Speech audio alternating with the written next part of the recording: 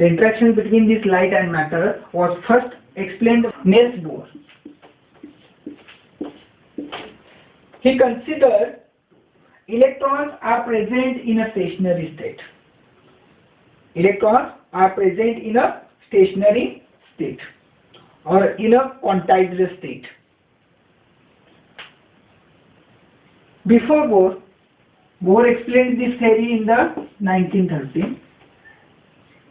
In 17th century, before going into the details about the light-matter interactions, you must know a theories which are important for determination of duality of light.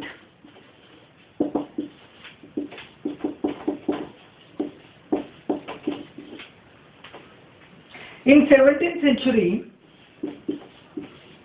considered that light is made up of particles, tiny particles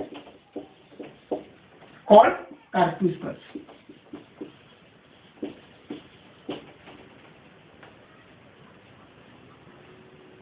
Various scientists did the experiment in the 19th century and they observed that in 19th century various scientists observed that the light does not behave like a particle.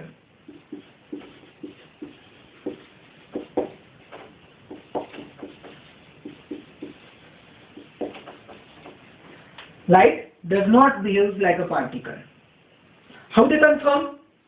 They confirm from the interference pattern. When two waves cross the path, if they are particle in nature, then they definitely, the interaction between these two waves must be there, or these two particles must be there.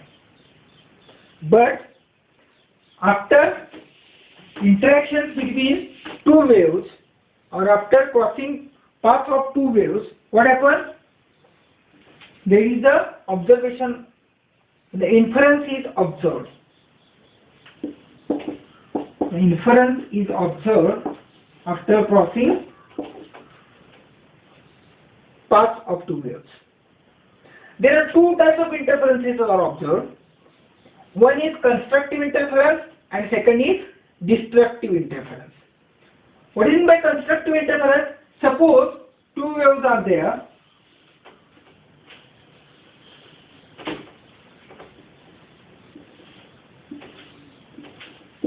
This is first wave, this is second wave.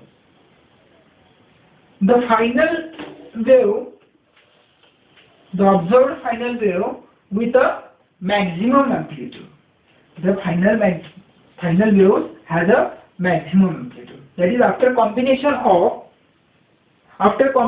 of two waves, the third wave is observed,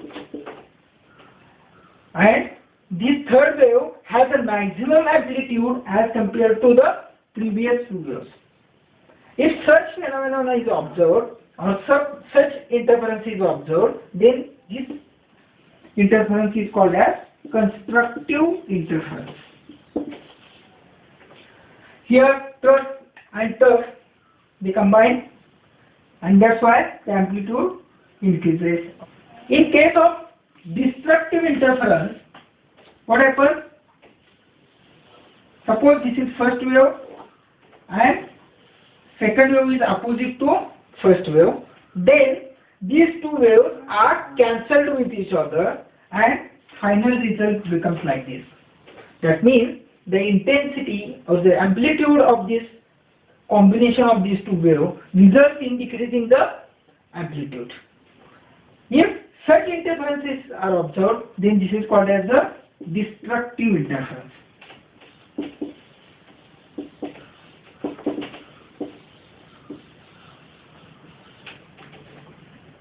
The nature of this interaction is chemical nature because the electrons are ejected from the surface of a material.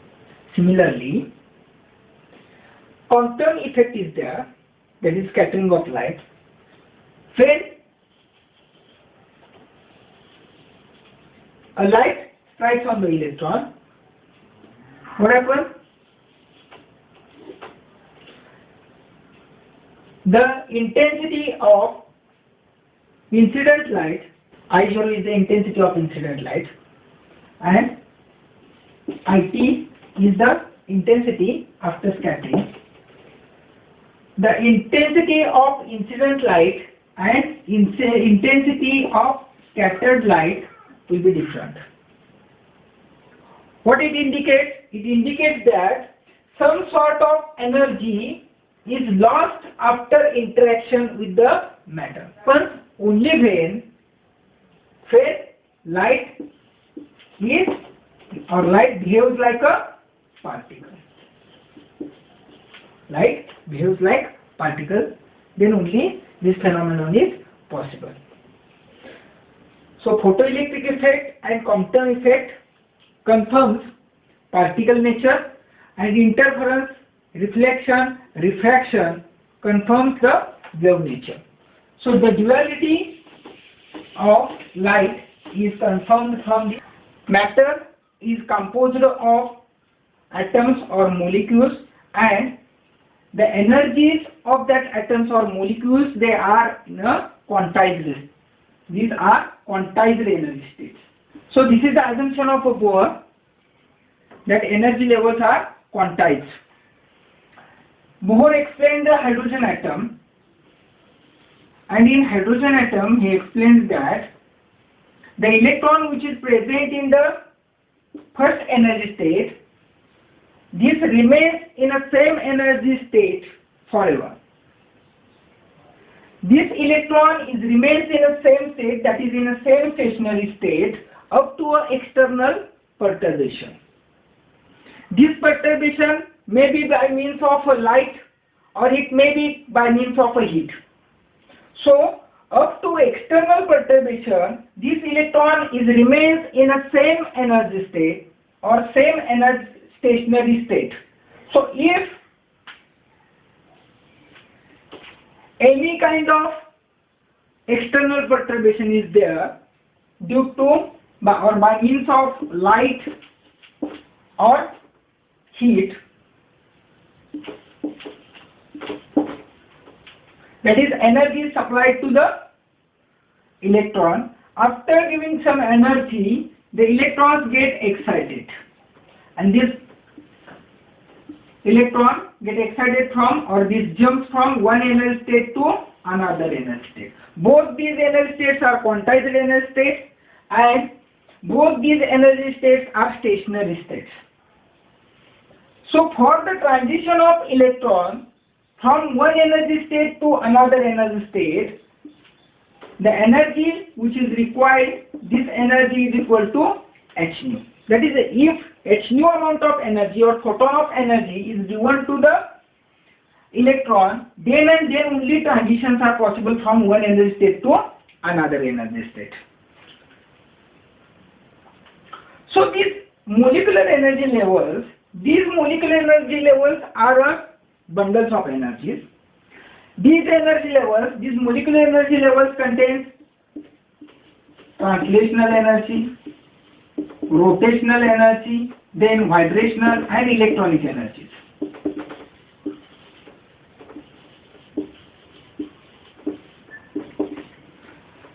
So the molecule possesses that much of energies. Here the molecular levels is nothing but all kind of energies excluding this translational energy, because this translational energy is due to the movement of electron or due to the movement of molecule here. Here each molecular level contains rotational, vibrational and electronic energies. So the energies of each this molecular level contains, suppose this is vibrational energy, suppose this is electronic energy, because here rotational energy has a lower energy as compared to vibrational, and vibrational has a lower energy as compared to electronic transition. That is, rotational has a lower energy as compared to vibrational, and vibrational has a lower energy as compared to the electronic energy levels. So here I want to draw here some energy levels. Suppose this is electronic energy which is denoted by E. Suppose this is E1 or E0, E1, E2, etc. That is ground state, first excited state, second excited state, electronic excited state, which contains vibrational energies. Suppose this is first, second, third, fourth, etc. These are the vibrational energies. Suppose V0, V1, V2, V3, etc. Similarly, these are here also. V0, V1, V2, V3, etc. Then, third is the rotational energy. You can draw rotational energy here. The rotational energies have lower energies as compared to vibrational energies. Suppose these are the rotational energies, which are denoted by J, rotational constant J, J0, J1, J2, J3, etc. Here also J0, J1, J2, etc. up to Jn, based on the energies. So what happens here, these are the different forms of energies which are present in a one stationary energy state. Suppose our electron is in the first energy state, first electronic energy state, and in first electronic energy state, suppose this is in the first vibrational state, and in first vibrational state, suppose it is this electron is present in, suppose, J4. Then the electron which is present in lower energy state, this electron shows a excitation, and after absorption of some energy, this shows a transition. So whether this electron after absorption of energy, whether this electron goes to one vibrational state to another vibrational state, that is from V1 to V2, or this may be possible as this electron shows transitions from one vibrational state to another one rotational state to another rotational state, or it may be shows transition from one vibrational state to another vibrational state, or it may be possible that it shows transitions from one electronic state to another electronic state. All this is depend on energy of the radiations which are used to perturb that electron. If radiations have higher energies, electronic transitions are possible. If radiations or light has a lower energy, then only rotational type of transitions are possible. So, based on the energy of radiation, different types of transitions are taking place in the molecule. In previous module, we already studied about the electromagnetic radiations, and these electromagnetic radiations contains various energy radiations such as radio waves, microwave, then UV, visible, that is visible, UV, IR, then cosmic rays, X-rays. All these energies we already studied in the previous lecture. So based on energies, if we have considered radio waves or microwaves, have a higher wavelength, but they carry the lower energies. So they have lower energies, so only rotational type of transitions are possible by absorption of microwave or rotational wave. Similarly, for the vibrational transitions, that is for rotational transitions, microwave or radio waves are essential. Whereas for vibrational transitions, IR radiations are essential, that is infrared radiations. If molecule or the electron absorbs IR radiations or IR light, then the transition from one vibrational state to another vibrational state is possible. Whereas by using UV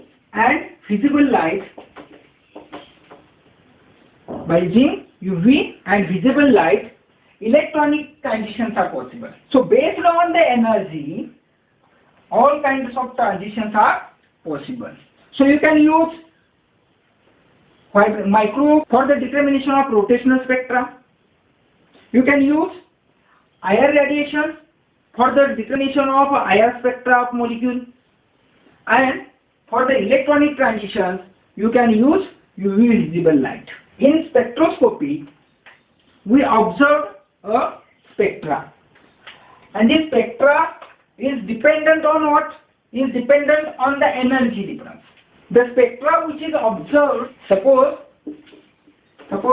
this is a spectra and this spectra contains these lines. Suppose this is the energy here and this is intensity. This is the plot of intensity against energy or frequency. You can plot against frequency or energy. Frequency and energy, they are proportional to each other.